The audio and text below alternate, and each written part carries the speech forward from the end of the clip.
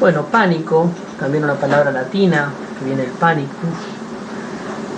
y que viene del dios Pan. El dios Pan era un dios de la mitología, hijo de Zeus, que le gustaba mucho dormir la siesta, y que cuando se lo despertaba de su siesta, de sus sueños, él pegaba un grito tan, pero tan aterrador que paralizaba de alguna manera todo el Olimpo. Entonces, de ahí que viene lo que es el ataque de pánico. Es un miedo extremo, de terror, producido por una amenaza inminente. Es una reacción vivenciada con un terror o miedo extremo, o una sensación de descontrol, desvanecimiento o muerte inminente, que se presenta de manera súbita en individuos, obviamente, que están predispuestos. No cualquiera tiene ataques de pánico. Muchas veces los ataques son de ansiedad, son de angustia, pero no llegan a ser de pánico porque no tienen estas características que de alguna manera podemos definirlas como las patognomónicas de un ataque de pánico. El descontrol, el desvanecimiento o muerte inminente, ¿sí? Como la triada característica para hablar de un trastorno de pánico, la sensación de que voy a perder el control, de que me voy a volver loco, de que me voy a desvanecer o me voy a morir de manera inminente. Acompañado de ese miedo extremo y de una característica muy aguda. Ya lo vamos a ver bien al tema del pánico, a lo que son los ataques de pánico. Bien, algo de la clínica de todos estos trastornos por ansiedad.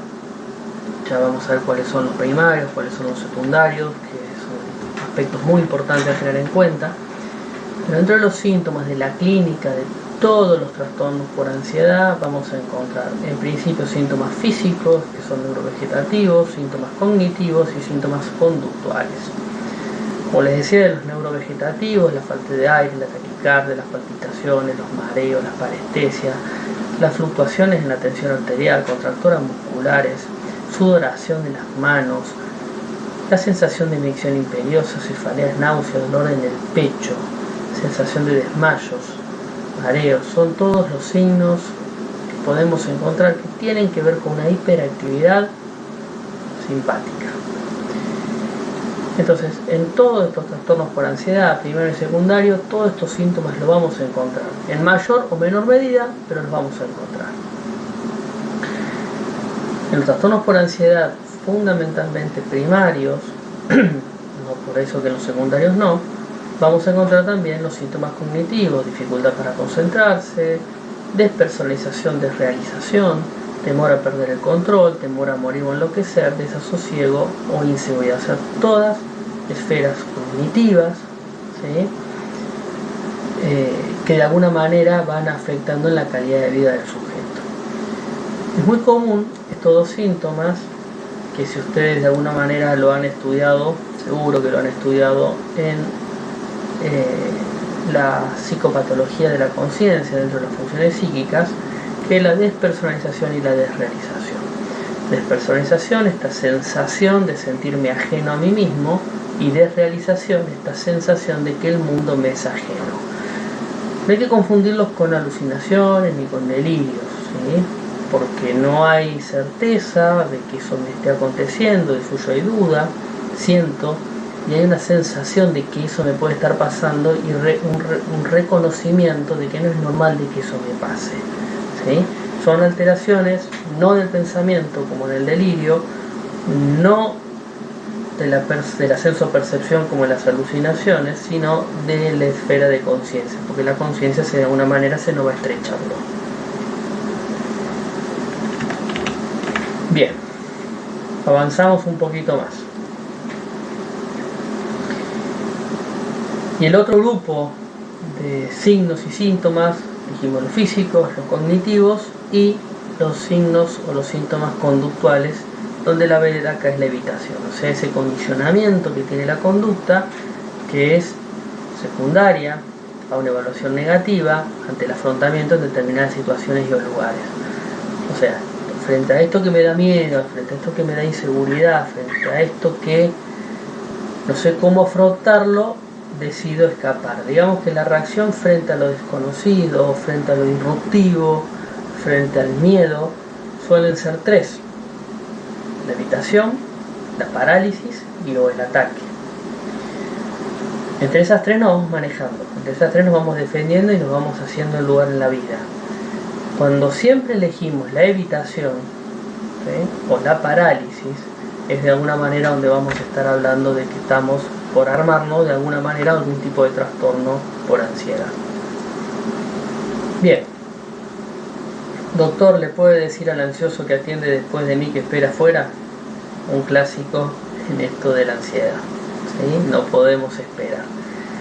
Neurobiológicamente, vamos a decir que, igual ustedes lo van a ver mejor en un video, las alteraciones en la ansiedad están relacionadas fundamentalmente con el neurotransmisor adrenalina, el neurotransmisor dopamina y el neurotransmisor serotonina, ¿sí? La adrenalina, que nos prepara de alguna manera para la huida, la serotonina, que de alguna manera nos genera todos los síntomas cognitivos y fundamentalmente los síntomas anímicos que nos generan la evitación y nos generan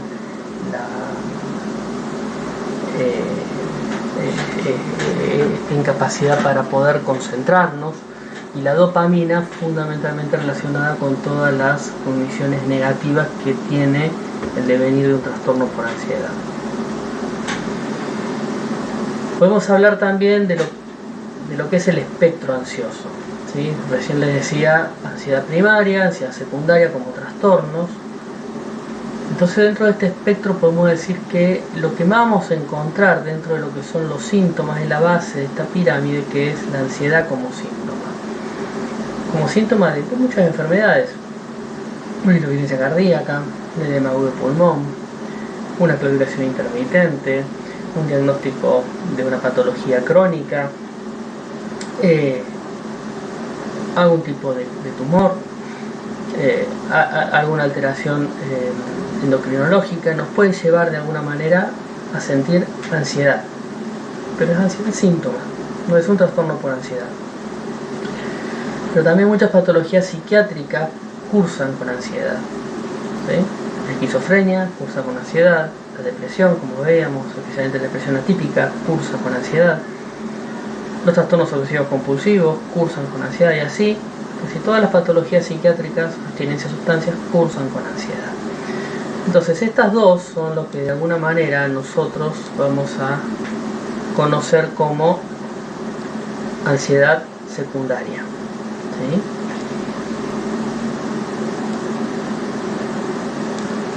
Y en la punta de la pirámide, porque de alguna manera esto nos viene a expresar la menor cantidad de casos que nosotros tenemos, son los trastornos por ansiedad, que hoy por hoy, según el DSM-5, tenemos que son 7, de los cuales 5 son los del adulto, que es lo que vamos a ver nosotros ahora. Bien, dentro de esos trastornos primarios por ansiedad, esos 5 de los que estábamos hablando, tenemos la agorafobia, la fobia específica, la fobia social, el trastorno de pánico y el trastorno de ansiedad generalizada. La agorafobia es el miedo a sufrir un ataque de pánico en algún lugar donde me sea difícil a mí pedir ayuda, ¿sí? Es el miedo a que me dé un ataque de pánico en algún lugar donde me va a ser difícil recibir ayuda o poder escapar. Puede ser en un supermercado, puede ser arriba de un colectivo, puede ser en una plaza, puede ser en la cola de un banco, puede ser dentro de mi misma casa cuando no hay nadie o me quedo solo, ¿sí? O sea, un lugar donde me puede ser difícil a mí pedir ayuda y me da miedo de que me agarre un ataque de pánico, eso es lo que llamamos agorafobia. No confundirla con una fobia simple en los espacios abiertos, que es la agorafobia de la fobia simple.